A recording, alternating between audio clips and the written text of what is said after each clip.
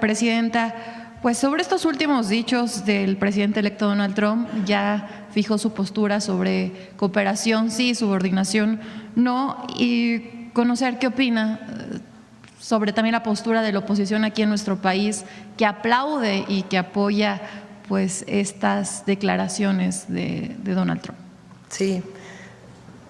Primero quiero agradecerle a Donald Trump porque se refirió a mí. Encantadora. A ver si está por ahí.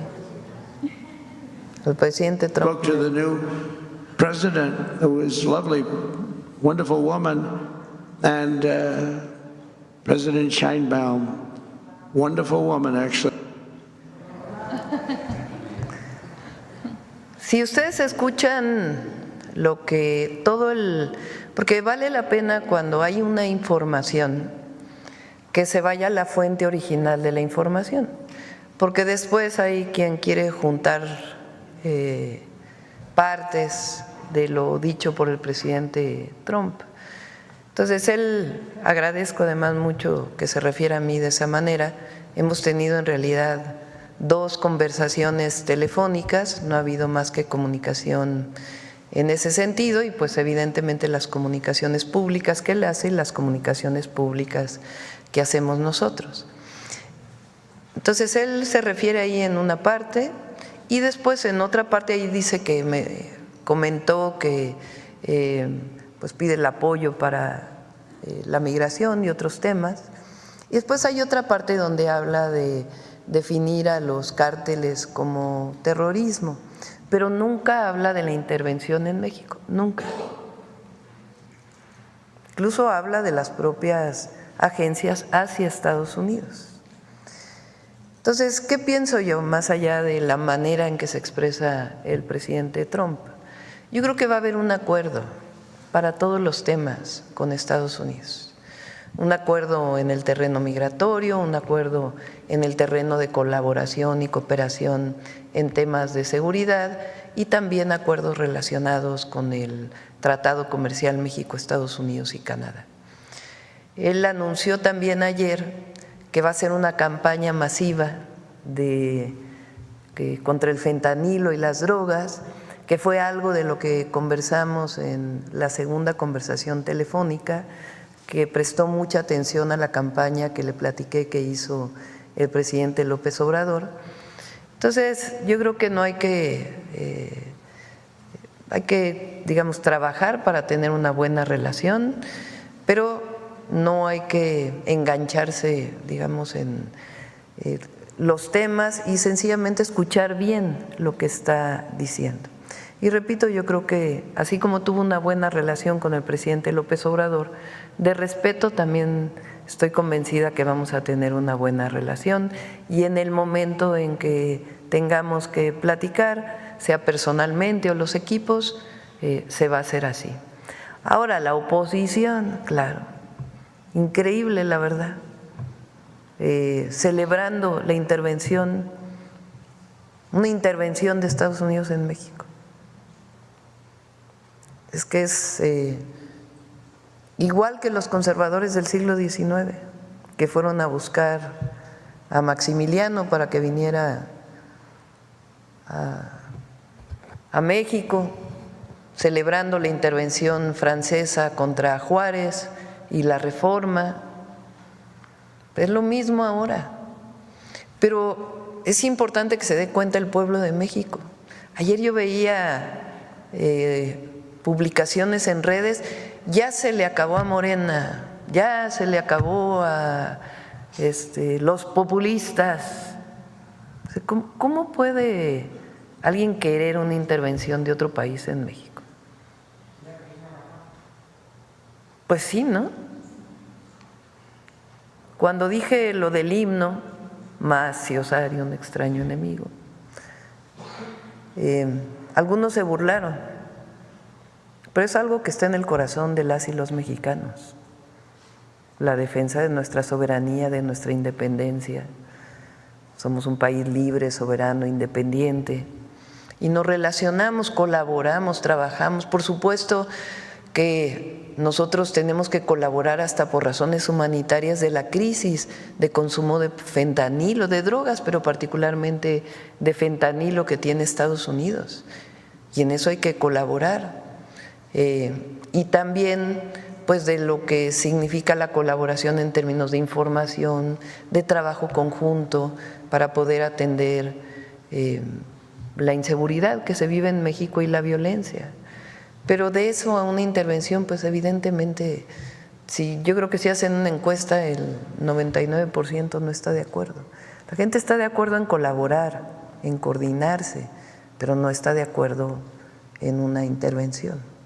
Entonces, vamos a mantener comunicación, relación con el gobierno de Trump, del presidente Trump, y ya pues veremos en su momento cómo se dan las condiciones para poder llegar a diferentes acuerdos, que lo único que pedimos nosotros son acuerdos de alto nivel, que nos permitan hablar de todos los temas y establecer las condiciones de coordinación.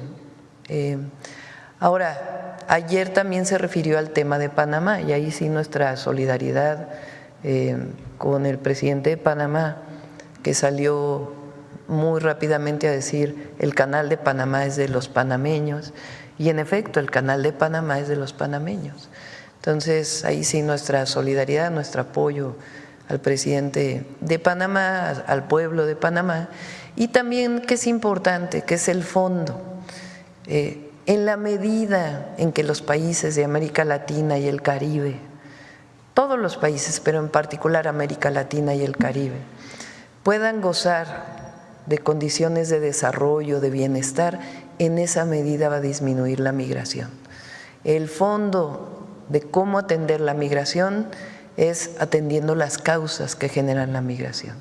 Entonces, eso va a seguir siendo nuestro posicionamiento y la relación que debamos tener en todos los temas, porque además pues somos países vecinos y nuestra defensa de las mexicanas y mexicanos que viven en Estados Unidos. Gracias, presidenta.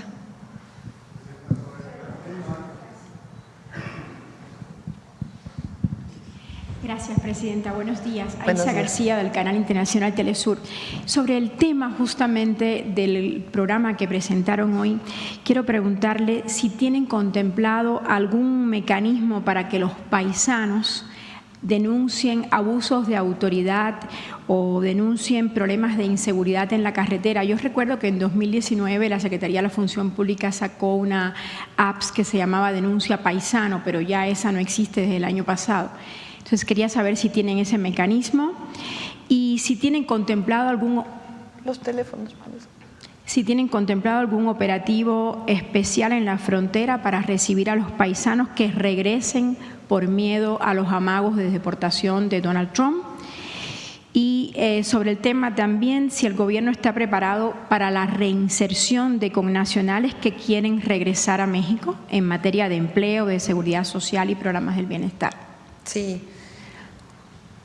Estamos trabajando en varios esquemas. Uno, para todos aquellos que quieran regresar de manera voluntaria a nuestro país, para que puedan tener todos los programas de bienestar al que pueden acceder de manera inmediata, expedita.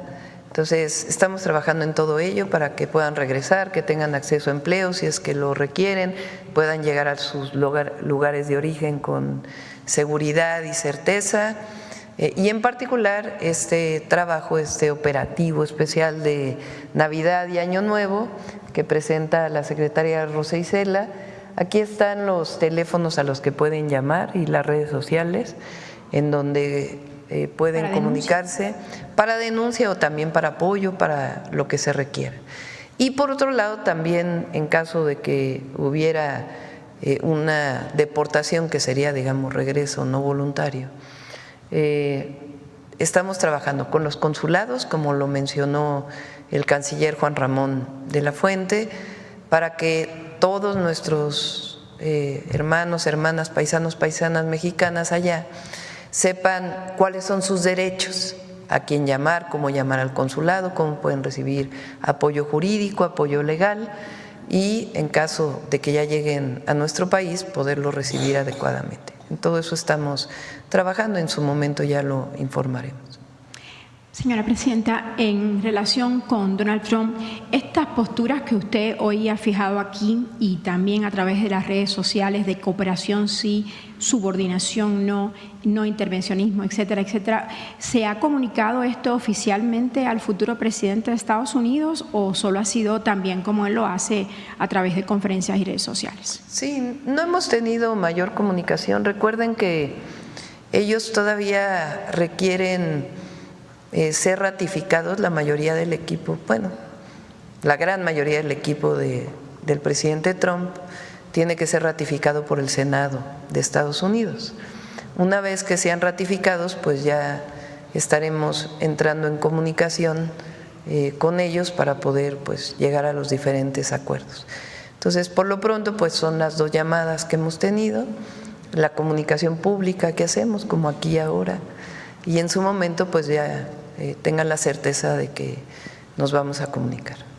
Sobre el panel del maíz, usted habló de esto, bueno, el viernes por fin se suprimieron las barreras mexicanas a las importaciones de maíz transgénico para consumo humano y bueno, ese panel recomendó que México adopte medidas para cumplir con sus obligaciones ante el Tratado de Libre Comercio y con Estados Unidos y Canadá. Se dice que es un negocio anual de más de $4,000 millones para Estados Unidos y Canadá, un negocio bastante jugoso.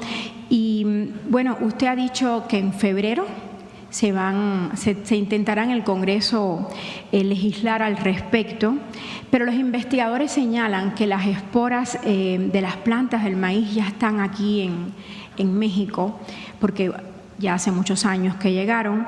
Y la pregunta es, ¿qué puede hacer México para proteger las semillas autóctonas, que son milenarias, de su maíz y por tanto la alimentación del pueblo mexicano? Son dos temas. Uno es la importación de maíz, particularmente amarillo, porque es el maíz que se importa y que es principalmente para consumo animal. Entonces, esa es una parte, digamos, la parte de comercio y de importación de maíz amarillo. La parte que a nosotros nos importa o que tiene más importancia para México, aunque evidentemente creemos que hay efectos a la salud y que eso tiene que irse disminuyendo, pero la parte que es fundamental proteger es la siembra de maíz en México. La siembra de maíz en México, todavía en una parte muy importante de nuestro país, es con maíz criollo. El maíz no surgió de manera silvestre. Las investigaciones hasta ahora, aunque hay distintas teorías, una de las teorías es que fue la domesticación del teocintle lo que dio esta planta maravillosa del maíz que tiene muchísimas variedades. El maíz azul, el maíz… Bueno, hay cientos de variedades que están reconocidas por las investigaciones mexicanas y también como parte de la biodiversidad genética del mundo. Porque la biodiversidad no solamente… hay diversas formas de biodiversidad, una de ellas es la biodiversidad genética. Entonces, la domesticación de los primeros pobladores de lo que hoy llamamos México, de Mesoamérica, Diego también sabe mucho sobre esto, ahora le paso el micrófono. La domesticación fue lo que produjo las diversas variedades del maíz, que permiten sembrarse y dar producción en distintas alturas. Esa es una de las grandes virtudes del maíz. Entonces, el maíz hay que protegerlo por la biodiversidad, por su diversidad genética, pero también culturalmente, porque México está ligado intrínsecamente, culturalmente, por nuestro origen, por lo que son los pueblos originarios de ayer y de hoy y la resistencia con el maíz. El maíz es México, por eso se dice, sin maíz no hay país. Entonces, proteger para que aquí en México no se siembre maíz transgénico es fundamental. ya hay decretos, pero ahora queremos llevarlo a la Constitución y que quede muy claro que en México está prohibido sembrar maíz transgénico. Eso es por un lado. Por otro lado, cuando fui jefa de gobierno en la Ciudad de México, de hecho, desde que fui secretaria de Medio Ambiente, cuando el presidente fue jefe de gobierno, se hizo un decreto para que en la ciudad no se sembrara maíz transgénico. Y ahora que fui jefa de gobierno, se trabajó en bancos de germoplasma, se llama, es decir, para guardar las diversas variedades del maíz. Y vamos a trabajar también en ello. Y en la identificación de si hay contaminación de maíz transgénico en nuestro país. ¿Qué virtud tiene el maíz criollo? Pues que es productivo. La semilla del maíz transgénico, incluso de algunos maíces híbridos, que quiere decir que han sido modificados genéticamente también, pero no a través de laboratorio en términos de inyección, o no sé exactamente cómo se diga científicamente, pero a través de la modificación genética de la semilla, sino a través de procesos de siembra y de mejora de la semilla, es que la semilla del maíz criollo pues es productiva, es decir, se guarda una parte del maíz, esa semilla se guarda y se vuelve a sembrar y a utilizar en la siguiente cosecha. Eso es muy importante porque no depende el campesino de comprarle a una empresa transnacional la semilla. Entonces, conservar el maíz en México no transgénico es algo obligatorio para todas y todos los mexicanos. Y eso es lo que queremos principalmente que quede en la Constitución. Y nadie puede intervenir sobre eso, porque ese es un derecho y una obligación de las mexicanas y de los mexicanos. No sé si quieras comentar algo más, Diego, sobre esto. Sí, es muy importante reconocer que México es uno de los 8 centros de domesticación de gramíneas a nivel planetario, y esto se hizo a partir de un proceso largo de milenios en que los grupos humanos que habitaban en esta parte del continente, en el territorio que ahora es México, fueron progresivamente seleccionando mediante un proceso de selección cultural, no natural, los granos que iban siendo crecientemente más fijos, más grandes. Evidentemente, de una pequeñita planta que es el teocintle pasamos a lo que es ahora la mazorca. Y esto se da de la mano de un portentoso sistema agroalimentario que se llama milpa, que tiene 3 componentes fundamentales. El maíz, que como bien ha dicho la señora presidenta, es una planta que no surge de manera espontánea, es una planta construida por el ser humano, creada por los grupos humanos que poblaban esta parte del territorio americano, que en el siglo pasado le llamaron Mesoamérica, pero que va de la mano con el frijol y la calabaza, que en algunos pueblos constituyen una suerte de trinidad sagrada, y además de muchas otras plantas, el chile, los quintoniles, el amaranto, los nopales, los agaves, y dependiendo de las situaciones climatológicas, otras plantas que se integran a las milpas, como por ejemplo el cacao en la parte del sureste mexicano, y otras más. Pero además, junto con ello, también prevalecen animales, como es el caso del guajolote, animales que forman parte de este policultivo que se llama milpa. La milpa le ha dado al mundo más del 15% de los alimentos que consume la humanidad entera. ¿Qué sería, por ejemplo, de la cocina italiana sin el jitomate, que también es milpa? De manera que tenemos que defender el maíz, tenemos que defender la milpa y tenemos que defender la milpa en toda su diversidad. Hay una variante de la milpa que además es patrimonio de la humanidad, que es la milpa chinampera, que prospera en el sur de la Ciudad de México y que, como bien dijo nuestra presidenta, desde que ella fue secretaria de Medio Ambiente de la Ciudad de México, se ha defendido y que, por supuesto, está amenazada por el crecimiento urbano. La milpa chinampera se considera uno de los sistemas agrícolas más productivos de la historia de la humanidad, de manera que esto además es ya reconocido como patrimonio de la humanidad, y lo que se está haciendo cuando se habla de impedir que prospere la siembra de maíz transgénico es defender no solo el patrimonio de México, porque sin maíz no hay país, sino defender un patrimonio de la humanidad.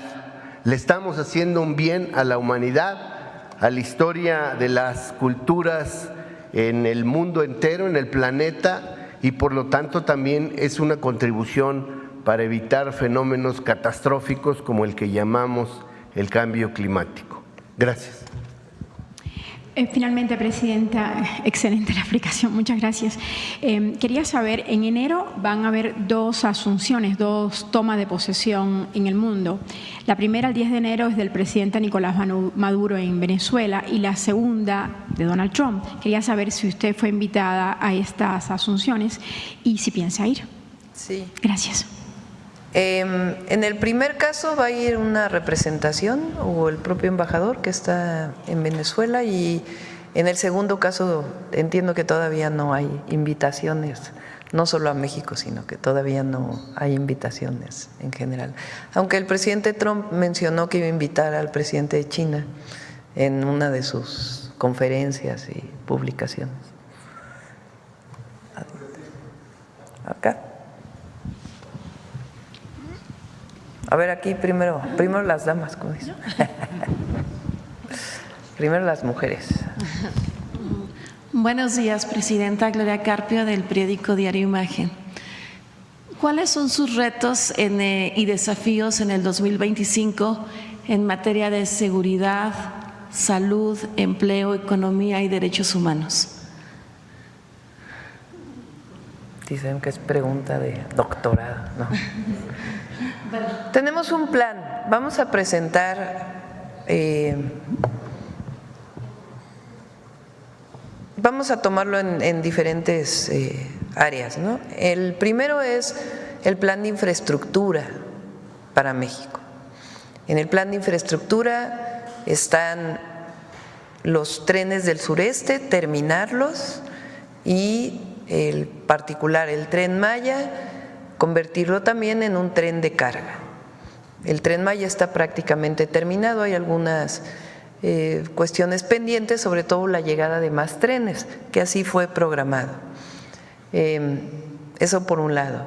El tren de carga, el interoceánico, que falta terminar la línea K, que va a Guatemala, y la línea que va a Dos Bocas, a la refinería particularmente, aunque no solo le va a servir a la refinería.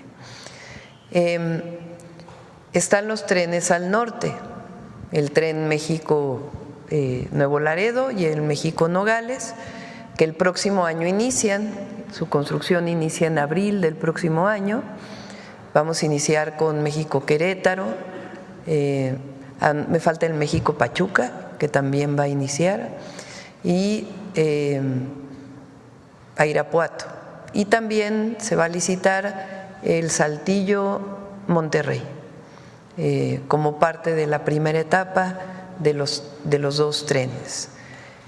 Por otro lado está el programa de carreteras, que es muy ambicioso también, y inician distintas carreteras, particularmente vamos a fortalecer las carreteras de Guerrero, van a ser de las primeras, pero en todo el país es este trabajo que hemos estado haciendo con todos los gobernadores para definir claramente los proyectos estratégicos para los próximos 6 años. Entonces están los trenes, están las carreteras, está el programa de agua, de abastecimiento de agua potable, que tiene 3 vertientes: el programa de eficiencia de los distritos de riego, los programas estratégicos en algunas regiones entre ellas la zona metropolitana del Valle de México y algunas obras estratégicas en todo el país para abastecimiento de agua potable. Y la tercera, que es juntar los recursos municipales, estatales y federales para que podamos hacer un programa de largo plazo para poder invertir en agua potable y saneamiento en todo el país. Y además hay otros proyectos como por ejemplo el Parque de Economía Circular que va a ser en Tula Hidalgo y algunos otros proyectos importantes. Digamos, eso es de obra pública. Está el aeropuerto de Tamuín y otros aeropuertos que también vamos a desarrollar. Luego, esa es obra pública. Por otro lado está lo que llamamos el Plan México, que lo vamos a presentar en enero del próximo año. Plan México incluye estas obras, pero incluye sobre todo aumentar la producción de bienes y servicios en México. Eso implica sustituir importaciones, particularmente de Asia, seguir trabajando en la llamada relocalización de las empresas y para ello hay polos de bienestar en todo el país que estamos ya definiendo. Plan México tiene metas claras, tiene acciones claras y las vamos a ir desarrollando a partir de 2025. Por otro lado están los puertos, que tiene una parte de inversión pública y otra parte de inversión privada, que también es muy importante para el desarrollo del país y es parte también del Plan México. Después está todo lo social, que son los derechos establecidos ya en la Constitución, faltan algunos que son los programas de bienestar del presidente López Obrador, los 3 nuevos programas de bienestar que estamos impulsando, el fortalecimiento del IMSS Bienestar, del propio Instituto Mexicano del Seguro Social y del ISSSTE, e ir realmente construyendo un solo sistema de salud, el programa educativo también muy ambicioso, ya pronto vamos a presentar el programa de educación media superior y el programa de educación superior, que en principio ya lo presentamos, 330,000 nuevos espacios, particularmente del POLI, del Tecnológico Nacional de México, de la nueva Universidad Nacional Rosario Castellanos y la Universidad de la Salud, además de las universidades Benito Juárez. El programa de vivienda, muy ambicioso también, 1 millón de viviendas en el sexenio. Ya escuchamos cómo vamos a fortalecer el Infonavit y el ahorro de las y los trabajadores y aparte el programa de vivienda para los no derechohabientes. Entonces todo esto pues es parte de un programa integral que va a ser parte del Programa Nacional de Desarrollo. Del Programa Nacional de Desarrollo, por ley está la Secretaría de Hacienda, pero nombré como responsable a Jesús Ramírez, que es el coordinador de asesores. Se van a hacer una serie de foros en enero para que a finales de febrero quede publicado el Programa Nacional de Desarrollo, que incluye pues todo esto, que es una visión del sexenio, pero también una visión de largo plazo para nuestro país. Hace como un mes, un diputado de la Ciudad de México hizo la propuesta de eliminar los viernes de consejo técnico escolar en la educación básica y entre algunos padres de familia surgió esa inquietud si en un futuro podría llevarse a cabo. ¿Cuál es su opinión respecto al tema? Pues eso tienen que definirlo no un diputado, sino las y los maestros.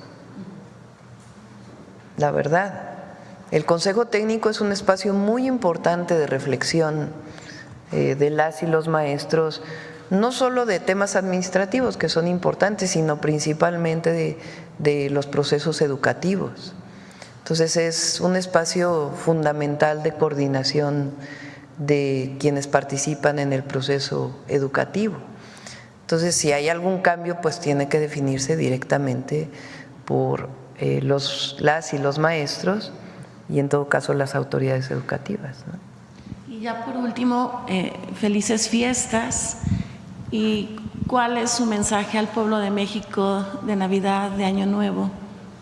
¿Algún deseo? Sí, vamos a grabar mañana temprano o al ratito, no sé, cómo estén los tiempos. Un mensaje especial. Primero, desearle a todas las familias mexicanas, a todas y todos los mexicanos, lo mejor este fin de año, que la pasen en familia, lo mejor para el 2025, decirles que vamos a trabajar en cuerpo y alma, con cuerpo y alma para el bienestar de México, que no compren y compren y compren, el consumismo no lleva a ningún lado, que regalen amor, cariño, que se junten, es muy importante la reunión familiar, que si no se pueden juntar porque a lo mejor algunos están en otro lado, que no están en México, que se llamen por teléfono, que se hablen, que se quieran, que el amor familiar pues es lo más hermoso que hay, que se cuiden, que se protejan, que apapachen a los adultos mayores, hay que cuidarse, hay que abrigarse y mucho amor.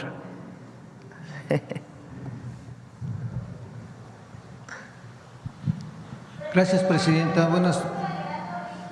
¿Perdón? Encuesta del Heraldo. A ver, ahorita la ponen. Buenos días, Presidente. Esteban Durán, Vanguardia, Veracruz.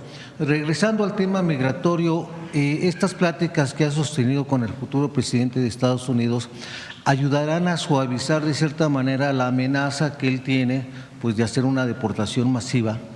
Y si usted contempla reunirse lo más pronto posible ante esta situación de la migración, lo del fentanilo y lo de las armas también, que ha sido un coco para ambos países, y que usted se reúna de inmediato con el Donald Trump para tratar este asunto personal, Presidenta. ¿Lo tiene contemplado ya?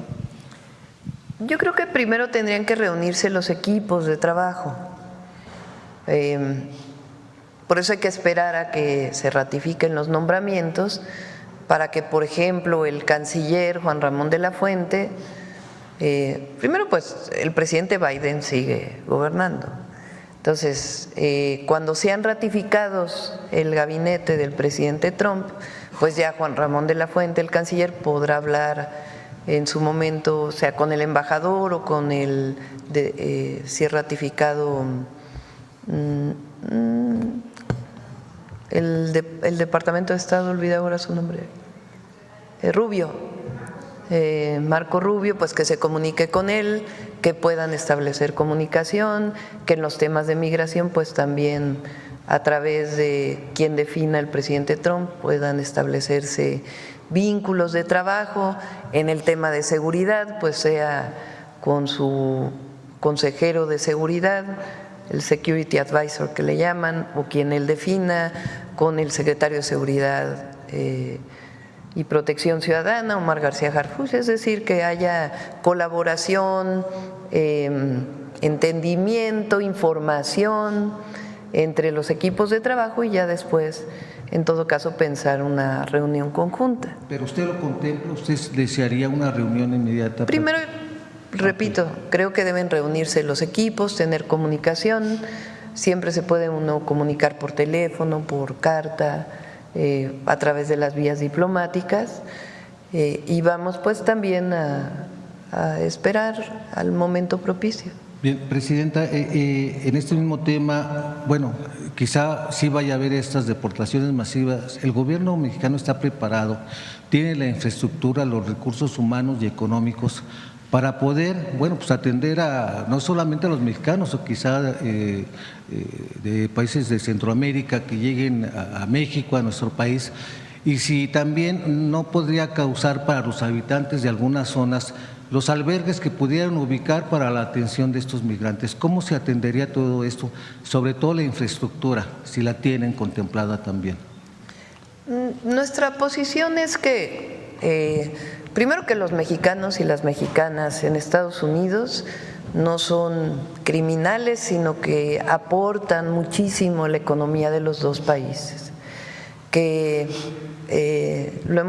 hemos puesto aquí datos, vamos a repetirlos nuevamente, vamos a hacer una presentación especial sobre ello, de lo que aportan las y los mexicanos, lo dije ahora en Ciudad Juárez.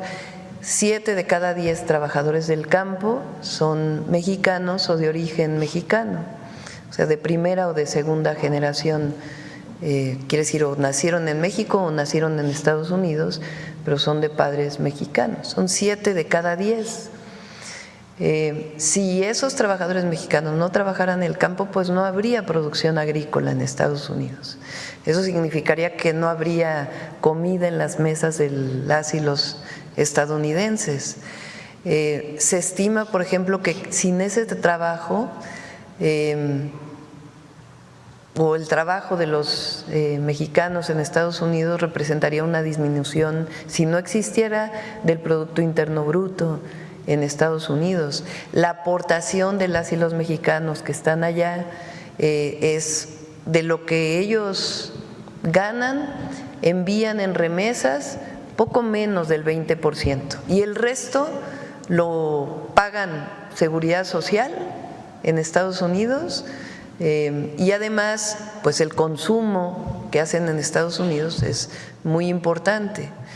Entonces, el trabajo de las y los mexicanos, que son de lo mejor del mundo en las distintas áreas, los mejores trabajadores del campo, los mejores trabajadores de la construcción, los mejores trabajadores en fábricas, los mejores trabajadores en espacios académicos, porque también producen patentes mexicanos y mexicanas en los Estados Unidos, en los distintos ámbitos en donde se trabaja, son de lo mejor que hay en el mundo.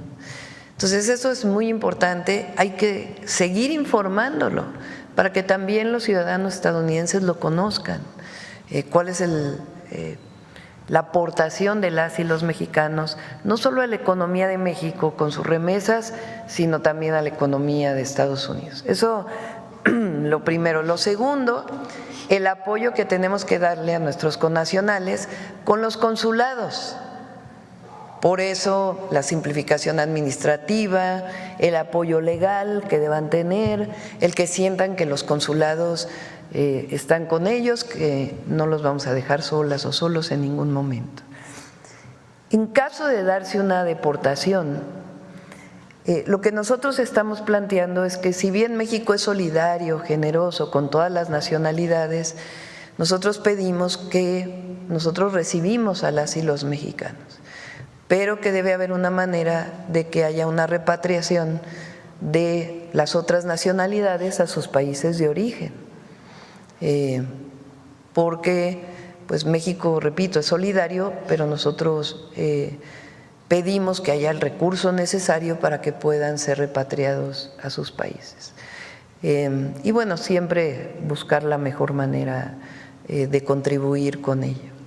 Ahora, para aquellos mexicanos y mexicanas que si hay deportaciones lleguen a México, estamos preparados. Entonces, Rosa Isela está coordinando este trabajo, lo está coordinando con todas las secretarías de Estado y lo está coordinando también con las y los gobernadores de la frontera. Entonces el objetivo es que puedan llegar a México, que tengan una buena recepción, que no se sientan abandonados, que sepan dónde llegar, si es necesario que se trasladen a sus estados, los podamos ayudar a trasladarse, que tengan todos los programas sociales de inmediato, que haya bolsa de trabajo para que puedan tener la posibilidad de trabajar en México, que haya teléfonos para que puedan comunicarse con sus familias. Entonces, en caso de haberlo, nos estamos preparando para ello. Muy bien, gracias. En este caso vamos primero a presentar un video muy breve, una cápsula que habla de una de las ciudades mayas que tuvo un gran esplendor, sobre todo desde el periodo clásico temprano y hasta el clásico tardío. Se trata de Sivanché. Quiero, antes de pasar el video, hacer una puntualización que me hizo mi querida maestra Silvia Terán, una gran conocedora del maíz y de la milpa, sobre todo en la parte maya peninsular. Ella nos informa también que desde 2022 la milpa maya peninsular es considerada patrimonio agrícola de la humanidad y que debemos insistir en que la preservación de la selva maya, que incorpora el norte de Chiapas, Tabasco, Campeche y Quintana Roo, y buena parte también de Guatemala y de Belice, esa preservación de esta, que es la segunda selva tropical del continente americano, se ha dado gracias en buena medida a la milpa, que no solo es un sistema que alimenta al ser humano, sino también es un sistema que contribuye sensiblemente a preservar la biodiversidad. Vamos entonces a ver este video de hallazgos relevantes en la ciudad de Sivanché, Quinixná, al sur de Quintana Roo.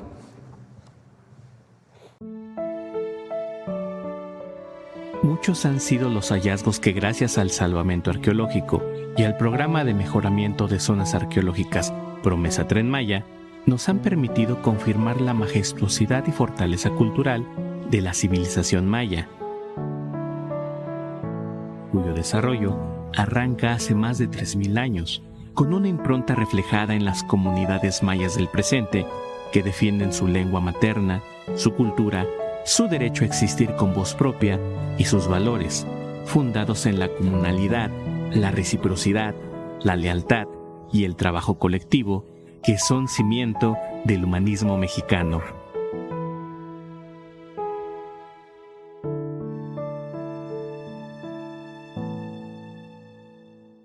Tal es el caso de la antigua ciudad de Sivanché, Quinixná, donde se halla un relieve en estuco al interior de un edificio o subestructura de etapa anterior, en el juego de pelota 2.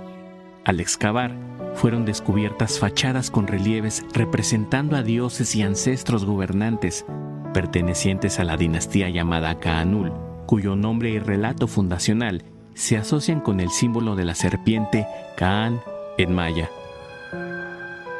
Los decorados muestran 3 escenas mitológicas. La primera representa a guardianes o guerreros y una figura central con una inscripción glífica del nombre de un personaje aún por identificar. En la segunda aparece otro personaje y 2 figuras a cada lado con símbolos celestiales asociados a la noche. La tercera muestra la representación de animales mitológicos vinculados con constelaciones. Las 3 escenas comparten figuras de serpientes entrelazadas, utilizadas por los gobernantes de Sivanché para afirmar su relevancia y poder como representantes de las deidades en la tierra.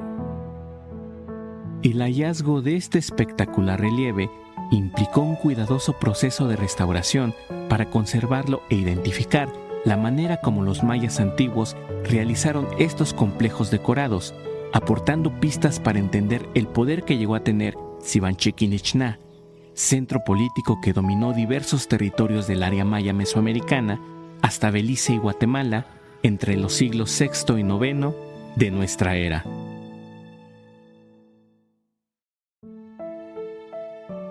Belaitok ohetik tulaka bastu bete uche mako masewal.